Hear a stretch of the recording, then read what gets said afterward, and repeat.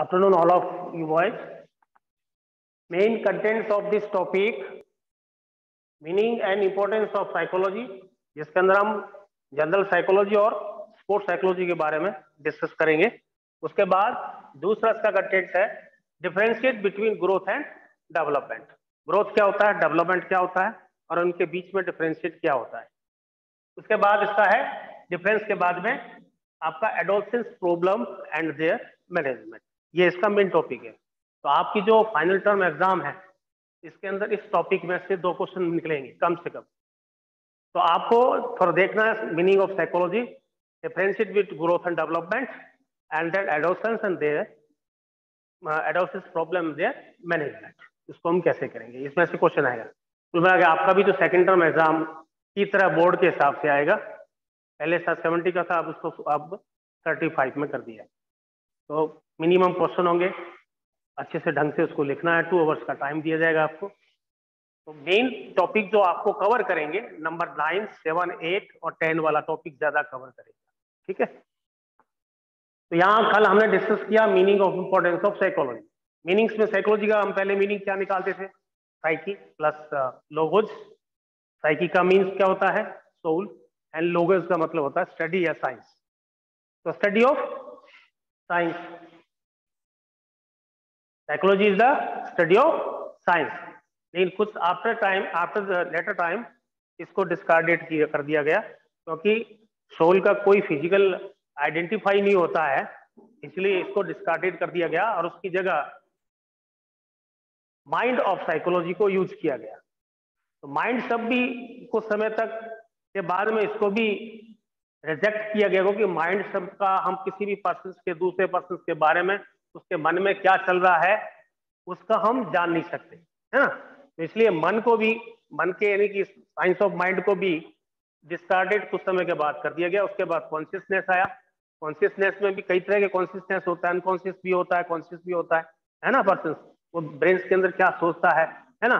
तो ये सब चीजें, इसका जो क्षेत्र है वो बहुत बड़ा ब्रॉड है, इसलिए कुछ समय के बाद इसको भी रिजेक्ट कर दिया गया। Now it call is behaviour of study.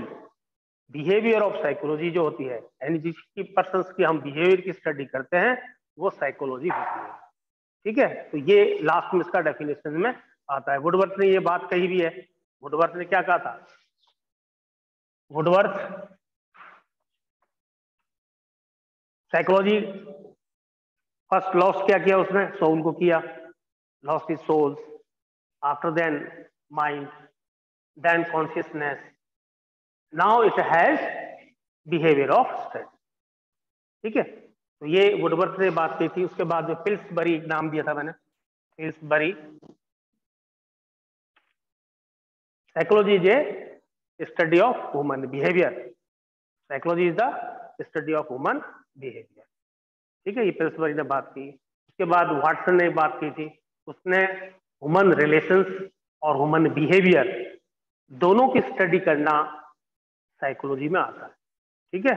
Crow and crow ने ये डेफिनेशन दी थी कि psychology is the human behaviour and human relationship, ठीक है। मानवीय व्यवहार और मानवीय संबंधों का जो अध्ययन है ना, उन अध्ययन को जो हम साइकोलॉजी कहते हैं।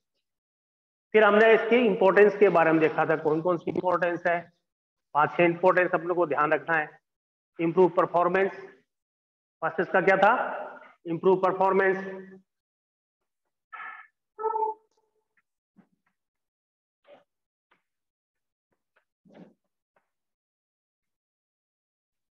परफॉर्मेंस को कैसे इंप्रूव करना है, ये साइकोलॉजी की हेल्प से हम कर सकते हैं। वो क्या स्ट्रेस लिया हुआ है, तो स्ट्रेस को कैसे दूर किया जाए, परफॉर्मेंस को कैसे किया जाए, मोटिवेट उसको कैसे किया जाए स्पोर्ट्स के अंदर। तो ये साइकोलॉजिकल कुछ एस्पेक्ट जो होते हैं, जितने भी साइकोलॉजिकल एस्पेक्ट होते हैं, कौन कौन से होते हैं एस्पेक्ट, जिसमें हम उसका एटीट्यूड देखते हैं, उसका इंटरेस्ट देखते हैं, उसका मोटिवेशन देखते हैं, उसकी पर्सनैलिटी ट्रेट देखते हैं।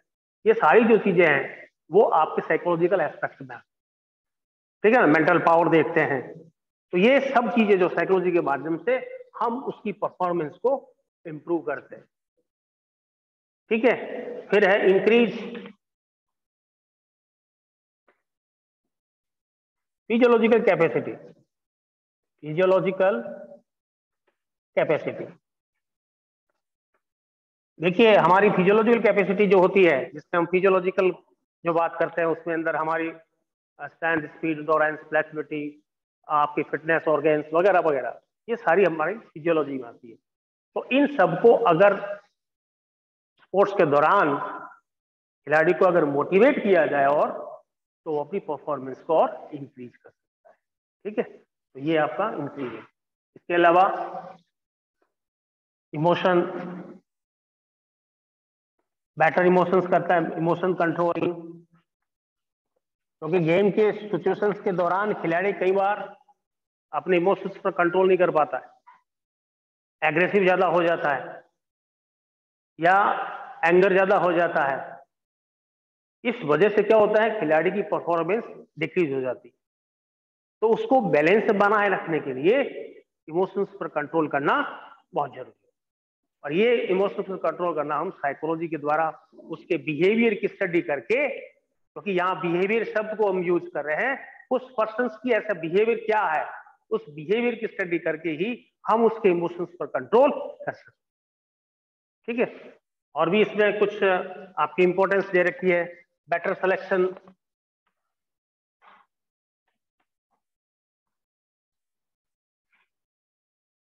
बेटर सिलेक्शन में भी उसके इमोशंस को, उसके एटीट्यूड को, उसके इंटरेस्ट को, उसके मोटिवेशंस को ध्यान रखकर क्लासिफिकेशन किया जाए कि उसकी वास्तव में उसकी इंटरेस्ट किसमें है, उसकी डिजायर किसमें है।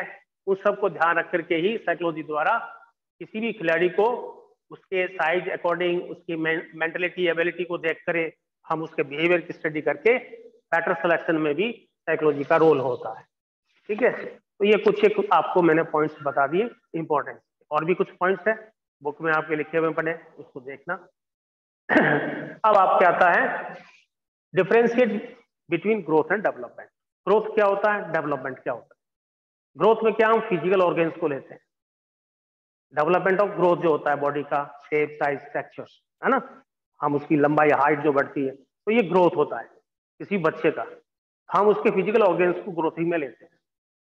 डेवलपमेंट क्या होता है, डेवलपमेंट में क्या होता है, आपका ग्रोथ शामिल हो जाता है, इसके अलावा और भी डेवलपमेंट होता है, जिसमें उसका physical, mental, social, spiritual, emotional, सारे डेवलपमेंट जो उसके अंदर होता है, बिहेवियर जो चेंजिंग उसके अंदर आते हैं, वो लाइफ प्रोसेस में चलता रहता है, डेवलपमेंट होता है। ग्रोथ में हम देखते हैं किसी पर्सन की हाइट छोटी होती है, किसी की लंबी हो जाती है, तो डेवलपमेंट कभी रुकता नहीं है।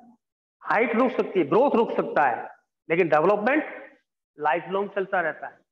एक छोटा हाइट का आदमी, क्या उसका डेवलपमेंट अगर अच्छा ढंग से होता है, ऐसे बहुत सी पर्सनैलिटी इंडिया में हुई है, वर्ल्ड में भी हुई है, जिसमें वो फिजिकली इतने स्ट्रांग नहीं है जितने मेंटल स्ट्रांग है, तो वो उसका डेवलपमेंटल है, इंटेलेक्चुअल डेवलपमेंट है।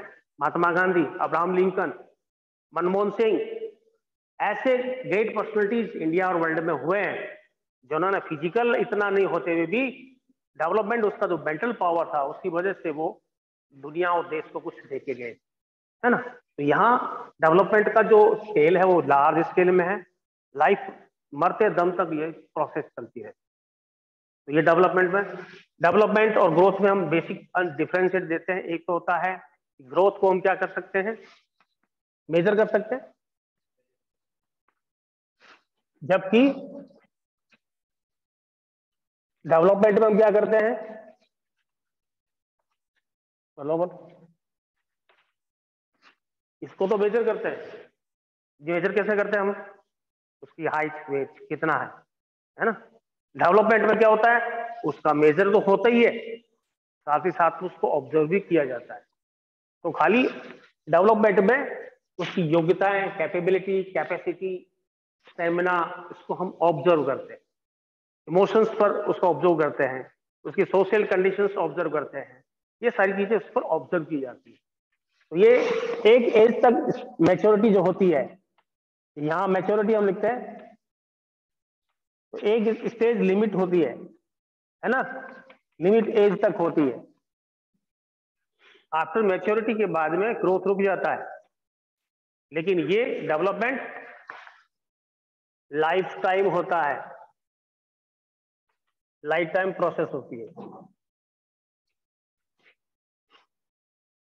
ठीक है, ये आपका जो ग्रोथ होता है वो क्वांटिटेटिव में होता है,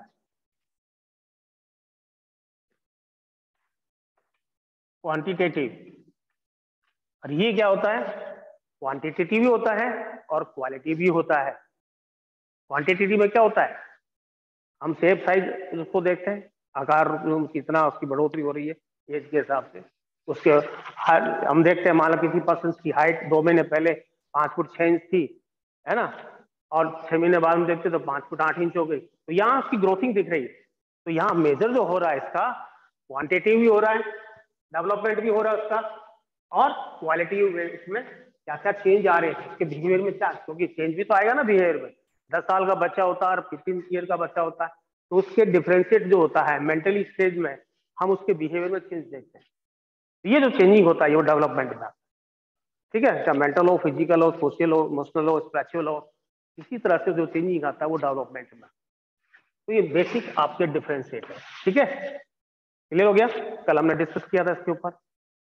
आज हम देख रहे हैं इसमें आपके एडोलेसेंस, मीनिंग ऑफ एडोलेसेंस। कल हमने ग्रोथ डेवलपमेंट में जो स्टेजेस देखी थी, इन्फेंसी एज देखा था, है ना, इन्फेंसी एज देखी थी। इन्फेंसी एज कहां से होती है, स्टार्ट इन्फेंसी 0 to 2 ईयर्स, यानी 2 ईयर्स एंड होने के बाद, समझ गए बात को, 2 का मतलब 2 साल का एंटर नहीं है, 2 साल कंप्लीट हो गया, 2 ईयर्स 11th मंथ ऊपर जो भी देन जो भी हम काउंट, तो वो लगभग तीसरा स्टार्ट होते ही आपका चाइल्डहुड हो जाता है, ठीक है। तो दूसरी स्टेज आती है इसमें चाइल्डहुड,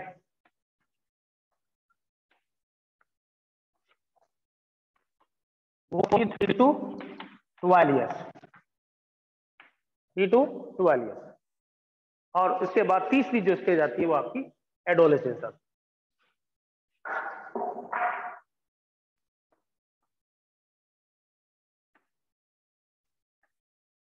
एडोलेसेंस होती है वो 13 to 19 ईयर, ये एज होती है आपकी एडोलेसेंस की। तो यहाँ हमने कल डिस्कस किया गया था इन्फेंसी एज को, कि इन्फेंसी एज जो 0 to 2 होती है, बर्थ से स्टार्ट होके और एंडिंग ऑफ 2 ईयर्स जो एज होती है वो आपकी इन्फेंसी एज होती है। इस एज के अंदर बच्चा इमोशनली जो है वीक होता है, इमोशनल वीक होता है, मर जाए तो रोना शुरू हो जाता है, क्योंकि अगर इमेजिनेशन उसके अंदर होता है, अब वो खिलौना लेके बैठा है, उस खिलौने पर अपनी कल्पनाएं जो है वो अपना हंसते रहते हैं, देखते भी है कई बार अपन, है ना, वो अपनी कल्पनाओं से कुछ ना कुछ बनाता रहता है उसी चीज को, तो वो कल्पनाओं में, लेकिन उसका लिमिटेशन होता है, थोड़ी देर बाद में वो चेंज कर लेता है अपने माइंड स्टेबिलिटी को, स्टेबल नहीं होता है वो, थोड़ा बहुत फिजिकली कार्य करता है, चलना उठना बैठना, ये एक्टिविटी उसके अंदर थोड़ा बहुत शुरू हो जाती है, फिजिकल एक्टिविटी शुरू कर देता है। तो यहाँ मेमोरी जो उसकी शार्प होती है, किसी चीज को पकड़ लेता है, वो पकड़ उसकी जल्दी होती है ना, छोटे छोटे वर्ड समझना शुरू कर देता है वो, खाना खा लिया क्या, दूध पिया क्या, ऐसी तरह से वो कुछ पेरेंट्स जब उसको बोलते हैं तो वो कुछ समझने की कोशिश करता है और वही वर्ड वो बोलना शुरू हो जाता है।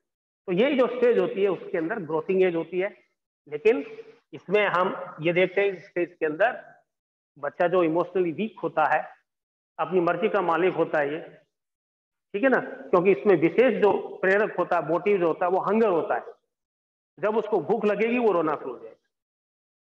ये अगर इसकी फिजिकल एक्टिविटी की बात करें तो उसमें फिजिकल एक्टिविटी में हम उठना बैठना सीख जाता है, थोड़ा चलना सीख जाता है इस स्टेज के अंदर। दूसरा आपका आता है चाइल्डहुड, चाइल्डहुड जो होती है 3 to 12 ईयर, इसमें रैपिडली जो उसका ग्रोथिंग होता है वो 3 to 6 ईयर में ज्यादा होता है, इस एज के अंदर 3 to 6 ईयर में ज्यादा ग्रोथिंग होती है, फिर ग्रोथिंग स्लो हो जाती है, 12 ईयर तक चलती रहती है। तो ये चाइल्डहुड स्टेज होती है, इसमें इमोशंस पर थोड़ा वो कंट्रोल करना सीख जाता है, जो हम इन्फेंसी में देखते हैं, थोड़ा कंट्रोल करना सीख जाता है, कॉन्सेंट्रेशन पावर थोड़ा उसका बढ़ जाता है, लेकिन कॉन्सेंट्रेशन पावर जो होता है कुछ ही देर तक रहता है उसका। छोटे बच्चे होते हैं ना, हम क्लास में पढ़ाते हैं या ग्राउंड में हम खिलाते हैं, है ना, 12 ईयर के बच्चे जो होते हैं, जो 6-5 के बच्चे होते हैं, तो कुछ देर तो वो ध्यान रखेंगे उस चीज में, थोड़ी देर बाद उसका ध्यान डाइवर्ट हो जाएगा, तो वो प्रैक्टिकली में थोड़ी समय के लिए कॉन्सेंट्रेट रख सकते हैं किसी चीज पर, बाद में उसका ध्यान हट जाता है, ठीक है ना। ये आपका हो गया चाइल्डहुड में, ठीक है। एडोलसेंस एज जिसके अंदर ये एक स्टॉर्म जो एज होती है, स्ट्रेन यानी कि स्ट्रेस एज होती है, और ये तूफान की अवस्था उसको बोलते हैं, ये एडोलसेंस एज होती है, जिसको हम एग्रेसिव एज भी बोल सकते हैं, जो एक मैच्योरिटी की तरफ जाती है, ठीक है ना। चाइल्डहुड से मैच्योरिटी की ओर जाना, ये चाइल्डहुड है, उससे मैच्योरिटी की ओर जाना, वो आपकी एडोलसेंस एज होती है, ठीक है। एडोलसेंस शब्द जो है एक लैटिन वर्ड से बना हुआ है, एडोलसेकर से, एडोलसेकर,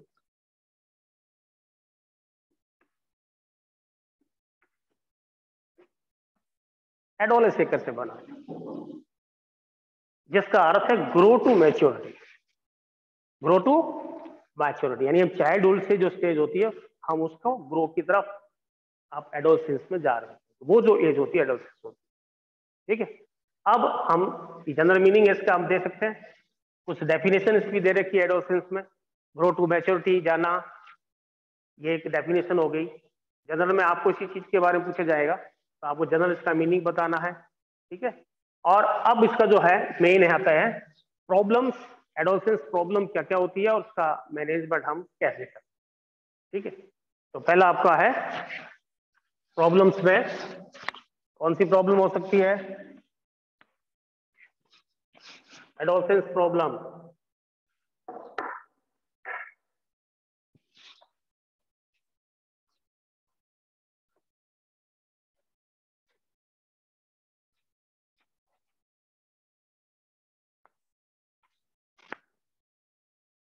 पहले फिजिकल प्रॉब्लम,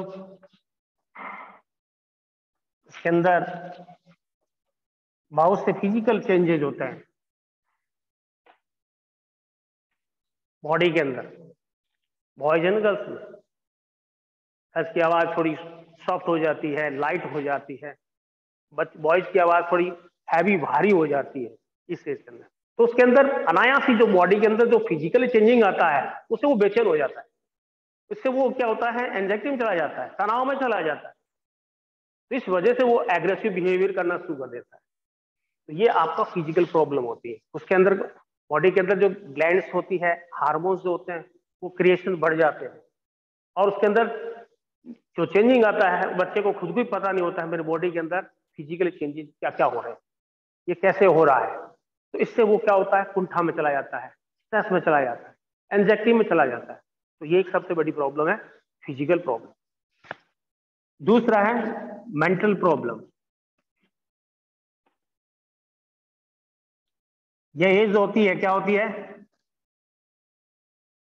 ट्रेन स्टॉर्म की एज होती है, तूफान की अवस्था होती है, जिसके अंदर स्वाभाविक रूप से बच्चे को स्ट्रेस टेंशन में वो रहता है हर समय, वो जो सोचता है वो होता नहीं है ना। और जब फैमिली के साथ इसके साथ कोऑर्डिनेशन नहीं होता है या अपने मित्रों के साथ कोऑर्डिनेशन नहीं होता है तो वो स्ट्रेस में चला जाता है, और मेंटल स्टेज में स्ट्रेस जाने की वजह से कुछ मेंटल प्रॉब्लम भी उसको हो सकती है।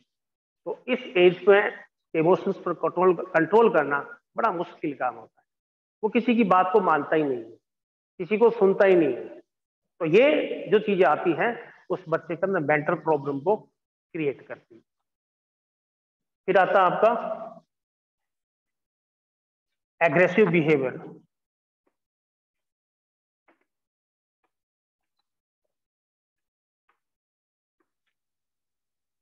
इस एज में स्वाभाविक रूप से उसका बिहेवियर एग्रेसिव रहता है, अरे एक साथ झगड़ा करने के लिए तैयार रहता है, अपनी बात को बनवाने के लिए वो तैयार रहता है, किसी की बात को वो सुनता नहीं है। इवन देन बाहर के अपने मित्रों की बात तो छोड़िए, फैमिली के अंदर अपने परिवार के पेरेंट्स की बात को भी वो कई बार मानता नहीं है। वो अपने आप को ये सोचता है मैं मैच्योर हूं, मैं अपने आप एक मैन हूं, मैं इनकी बात को क्यों मानूं, मैं खुद समझदार हूं। इस तरह से उसका बिहेवियर एग्रेसिव हो जाता है, और एग्रेसिव होना का मतलब ये होता है किसी से लड़ाई झगड़ा कर लेना, हॉस्टाइल हो जाना। हॉस्टाइल में क्या होता है वो वर्बल कमेंट्स करता है आपस में एक दूसरे को, क्लियर है ना, गाली गलौज करता है, फिर वो फिजिकल पे आ जाता है थोड़ा उसका, और अगर उस पर ध्यान नहीं दिया तो एग्रेसिव इतना हो जाता है वो कि झगड़े पर उतारू हो जाता है। और आफ्टर दैट अगर उस पर कंट्रोल नहीं किया जाए बच्चे पर ध्यान न दिया जाए उसके बिहेवियर पर, हो सकता है वो क्रिमिनल भी बन जाए। ऐसा हम अक्सर देखते हैं, सुनते भी हैं इस एज के अंदर। तो ये एग्रेसिव बिहेवियर भी होना एक एडोलेसेंस की प्रॉब्लम में आता है। फिर आता है आपका सोशल प्रॉब्लम।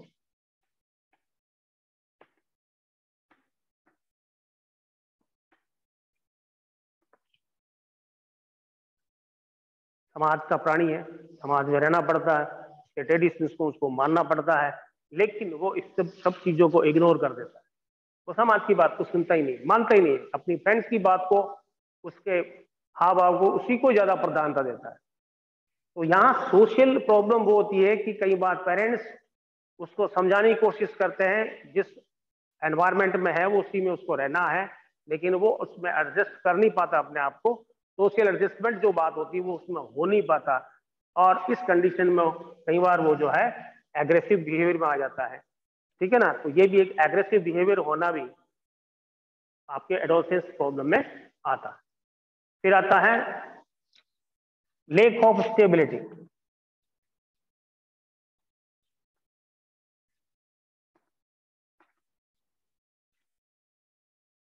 इस एज के अंदर बच्चा जो होता है वो एक स्थिरता उसके अंदर नहीं रहती, स्टेबिलिटी नहीं रहती। स्थिरता का मतलब क्या है? यहाँ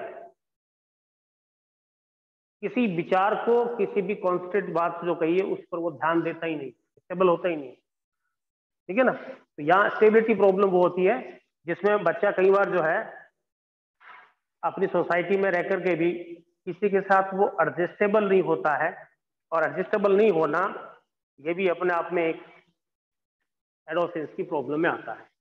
फिर है आपकी जो सोशल प्रॉब्लम। सोशल प्रॉब्लम हमने देख लिया कि अधिकतर जो है पर्सन जो अपना खुद का रास्ता चुनने की कोशिश करते हैं कि मैं अपना रास्ता खुद चुनूं, लेकिन समाज कई बार उसके सामने हिंड्रेंस पैदा कर देता है कि नहीं, आपको इसके अंदर यानी इस लिमिट के अंदर रहना होता है। और उस कंडीशन में वो क्या करता है, रिवोल्ट कर देता है, विद्रोह कर देता है, और उस कंडीशन में वो अपने मित्रों को, अपने एक्सपीरियंस की अपनी बात को उनके सामने पेश करता है। जब तक उस पर कंट्रोल नहीं किया जाएगा तो इस प्रकार से समस्या खड़ी होती रहेगी। तो पेरेंट्स टीचर को इस बात पर ध्यान देना इसमें आवश्यक होता है, ताकि वो अपने सोसाइटी में, जिस सोसाइटी में एनवायरमेंट में वो रहता है, उस कंडीशन में वो अपने रूल्स रेगुलेशन को फॉलो करें।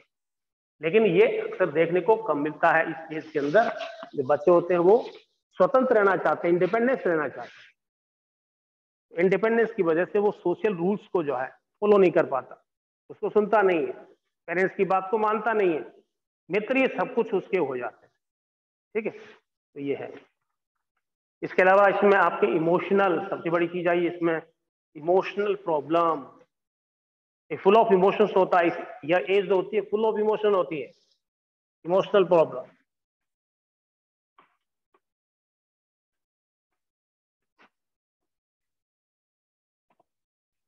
फुल ऑफ इमोशंस होती है जिस पर उसका कोई कंट्रोल नहीं होता है। इमोशंस, गुस्सा है, गुस्सा करता रहेगा, जो उसका स्वभाव पड़ जाता है, सैडली में चला जाएगा, स्ट्रेस में चला जाएगा, एंजाइटी में चला जाएगा, क्योंकि समाज के सामने वो अपने आप को पेश करना चाहता है, लेकिन समाज किसी कारणवश उसके काम को हिंड्रेंस डालता ही रहता है। वो चाहता है मैं फ्रीडम रहूं, मैं अपने आप से अपनी लाइफ बनाऊं, मैं सोसाइटी की बात को क्यों मानूं। वो अपने आप को समझता इस लाइन में। तो इमोशंस जो होता है ये कई बार उसको रास्ता भटका देता है, रास्ते को, उसका जो रास्ता, उसका सही पथ होता है उस पथ से उसको हटा देता है। तो ये इमोशंस में कई बार वो ड्रीमिंग सोचता है, डे ड्रीमिंग, दिन में सपने देखना, दिन में सपने देखता है वो। और सपने कहीं ऐसे से देखते हैं कि मैं उच्च कोटि पर, उच्च हिमालय चोटी पर जैसे चढ़ गया हूं, वैसे सोचता है। और जब गिरता है इस तरह, जिस तरह से चिड़ियों के पंख काट दिए गए हो, वैसे वो डिप्रेस में चला जाता है ना। तो ये इस एज के अंदर इमोशन जो होता है अचानक बढ़ता है और अचानक डाउन हो जाता है। ठीक है ना, तो ये इमोशंस पर आता है प्रॉब्लम इसकी। ठीक है, लव, जेलसी है ना, आदि पर उस पर कंट्रोल वगैरह नहीं होता है, और इस कंडीशन से वो फिर एंजाइटी में चला जाता है, डिप्रेशन में चला जाता है। तो ये इमोशंस पर कंट्रोल करना अगर पेरेंट्स उनके इमोशंस पर स्टडी नहीं करेंगे, टीचर्स की स्टडी पर ध्यान नहीं देंगे, तो बच्चा अपना रास्ता खुद भटक जाता है और फिर उस पर कंट्रोल करना बड़ा मुश्किल हो जाता है। ये कुछ ऐसी आपके एडोलेसेंस प्रॉब्लम बताई मैंने 5-6। इन प्रॉब्लम्स में से कोई आपको 5-4 जो भी है याद रखनी है, उसको आपको एक्सप्लेन करना है। अब इसी को हम मैनेजमेंट करते हैं। तो मैनेजमेंट इसको कैसे करें, इस एज टीनेज एज को कैसे कंट्रोल करें कि वो अपनी बात को अपने पेरेंट्स से, अपने बड़ों का रिस्पेक्ट करें, आदर करें, मान सम्मान करें, अपने इमोशंस को वो कंट्रोल करें, उसको ऐसे एजुकेशन दी जाए, ऐसे साइकोलॉजिकल एजुकेशन दिया जाए। आज के टीचर एज में हम सेक्स एजुकेशन को भी देखते हैं, जो इंडिया में ज्यादा प्रचलित नहीं है, कि स्कूलों में इसको अनिवार्य किया जाए, कॉलेज और स्कूलों में, कि वास्तव में इसका जो मिसयूज कर रहे हैं जनरेशन आज की, अगर सही वास्तव में उसका एजुकेशन प्रॉपर ढंग से दिया जाए तो वो पथ भ्रष्ट नहीं होता। तो यहाँ से एजुकेशन की बात की गई है, साइकोलॉजी, उसका बिहेवियर कैसे चेंज किया जाए, इमोशंस पर कैसे कंट्रोल करना चाहिए, इस पर भी इससे ध्यान देना चाहिए। साथ ही साथ कुछ इसमें आपके जो इसमें बताए हैं प्रॉब्लम जितनी भी बताई, इसके साथ साथ आपका वोकेशनल गाइडलाइंस इसमें होना चाहिए। मोटर डेवलपमेंट फिटनेस जो होता है, बच्चा जब वो खेलकूद में भाग लेता है ना, तो वो कुछ स्ट्रेस टेंशन से थोड़ा कम हो जाता है। तो वेरियस जो गेम्स होते हैं, है ना, क्रिकेट, हॉकी, दौड़ना कूदना, अगर बच्चा को ज्यादा मोटर एक्टिविटी अगर कराएंगे तो वो थोड़ा स्ट्रेस टेंशन उसका कम होता है। हम देखते हैं ना क्लास में, कई बार स्कूल में मेरा पीरियड जब होता ही नहीं है, उसके बाद सर थोड़ा गेम पीरियड ले लीजिए, तो उस कंडीशन में क्या है, वो क्लास लेते लेते तो बोर हो जाते हैं, कभी साइंस की, कभी मैथ्स की, इंग्लिश की। ऐसे अच्छा है थोड़ा 2-3 पीरियड के बाद में कोई गेम पीरियड हो जाए, जिससे हम थोड़ा स्ट्रेसलेस हो जाए, है ना, हम ग्राउंड में चलते हैं। अधिकतर बच्चे खेलते हैं, कुछ खेलते भी नहीं, लेकिन नहीं खेलने वाले भी क्या होते हैं, रिफ्रेश हो जाते हैं। खेलने पर तो फ्री फ्रेश होते ही है, कई बार वो नहीं खेलने वाले रिफ्रेश हो, चलो आधे घंटे 1 घंटे का टाइम थोड़ा मेंटल फ्रेश हो गया, है ना, फिर नए सिरे से फिर क्लास को हम ज्वाइन करते। तो ये जो बात इसमें बताई कि इस तरह से वो अपने आप को कैसे एडजस्ट करता है मोटर डेवलपमेंट में, उसको ज्यादा ज्यादा उसका एजुकेशन दिया जाए, खेलकूद में वो भाग ज्यादा से ज्यादा लेगा, तो अपने आप की बॉडी को फिट भी रखेगा और सभी दूर रहेगा। इसके अलावा इसमें एजुकेशन ऑफ साइकोलॉजी, साइकोलॉजिकल जितने भी एस्पेक्ट होते हैं, उसको इस बात के लिए उसे मोटिव दिया जाए, इन एस्पेक्ट को उस पर लागू किया जाए, साइकोलॉजी का प्रॉपर उसको नॉलेज दिया जाए कि वास्तव में साइकोलॉजी मनोविज्ञान में उसके व्यवहार का जो अध्ययन हम करते हैं, उसकी स्टडी के बारे में भी उसको अध्ययन होना जरूरी होता है, ताकि वो अपने सही रास्ते पर चल सके। वोकेशनल गाइडलाइंस, जिसको हम व्यावसायिक शिक्षा भी बोलते हैं, उसको सही ढंग से अगर डायरेक्टिंग करते हैं, सही पथ चुनाते हैं, उसका एक्चुअल इंटेलिजेंस, उसकी कैपेबिलिटी, उसकी एपेबिलिटी को ध्यान रखते हुए, उसके इंटरेस्ट को ध्यान रखते हुए, अगर वो उसका सही ढंग से अगर उसको गाइड किया जाए तो अपना सही रास्ता चुन सकता है, अन्यथा वो पथ भ्रष्ट भी हो सकता है। तो वोकेशनल गाइड जो स्कूलों में, जो उसको ज्यादातर हम देखते हैं, उच्च स्तर की जो हाई लेवल की, सीनियर लेवल की जो क्लासेज स्कूल होती है, उनमें इस प्रकार का वोकेशनल गाइड जो है बच्चों को किया जाना चाहिए, ताकि वो अपना सही रास्ता चुन। ठीक है, उसको बोलते हैं वोकेशनल गाइड। इसके अलावा इसमें दे रखा आपका moral and religions education. Moral का मतलब समझते हैं आप, तो हमें स्कूल में कई बार डांट पड़ती है क्लास में, अनुशासन में कैसे रहना चाहिए, अपने से बड़ों का रिस्पेक्ट कैसे करना चाहिए, क्लास में किस ढंग से बैठना चाहिए, टॉक टू टॉक कैसे करना चाहिए, ये सब चीजें मॉरलिटी में आती है। साथ ही साथ हम रिलीजन्स की बात करते हैं, धर्म की बात करते हैं, हालांकि धर्म की शिक्षा जो होती है स्कूलों में नहीं होती, लेकिन ये पेरेंट्स की ड्यूटी होती है, टीचर के साथ साथ पेरेंट्स की ड्यूटी है। धर्म का मतलब अपना ना रिलीजन है। अब रिलीजन में हम क्या चीज बताते हैं, कोई भी काम करें तो अपनी ईमानदारी से करें, सत्य बोलें, ठीक है ना, सच्चाई के साथ कोई काम करें, लगन से कोई काम करना, ये अपना धर्म कहता है। धर्म क्या कहता है, कर्म किए जा फल की इच्छा मत करिए, भगवान यही कहता है ना। धर्म क्या कहता है, गीता का धर्म कर्म यही कि आप अपना कर्म कीजिए, फल इच्छा देने वाला काम वही करेगा। तो ये वो चीज है धर्म की बात। धर्म का मतलब अपना धर्म से नहीं ये पालन करना, हम जिस समुदाय में, जिस सोसाइटी में, जिस रिलीजन के होते हैं, हम उसकी तो पालना करते हैं, लेकिन यहाँ हम उसके मॉरलिटी में हम देखते हैं, तो उसमें मान सम्मान करना, अपने से बड़ों का आदर कैसे करना चाहिए, ये मॉरलिटी हमें सिखाती है। तो यहाँ अगर इस पर कंट्रोल किया जाए कुछ हद तक टीनेज पर, तो इसका पॉजिटिव जो है इफेक्ट सामने देखने को मिलता है। इसके अलावा इसमें आपके जो दे रखा है सोशल एजुकेशन, इसके अलावा इसमें एनवायरनमेंट दे रखा है, आपका सूटेबल एनवायरनमेंट होना चाहिए जहां हम रहते हैं। आप देखिए कोई आतंकवादी है, उसमें से अगर किसी को निकाल के डॉक्टर बना देंगे क्या? एनवायरनमेंट का असर हो गया ना। तो जिस एनवायरनमेंट में, जिस हेल्थी एनवायरनमेंट में हम रहते हैं, हमारा पालन पोषण होता है, वो आपका एनवायरनमेंट जो होता है, बच्चा उसी ढंग से ग्रोथ करता है। अच्छी उसकी डाइट होनी चाहिए, बैलेंसिंग उसको डाइट मिलना चाहिए, अन्यथा वो बीमार हो सकता है। तो ये जो चीजें होती है एनवायरनमेंट में, स्कूल में जो फैसिलिटी मिलती है, हेल्थी पॉजिटिव हेल्थी फैसिलिटी मिले, खेल कूद अच्छा मिले, अच्छा मनोरंजन रिक्रिएशन हो, ठीक है ना।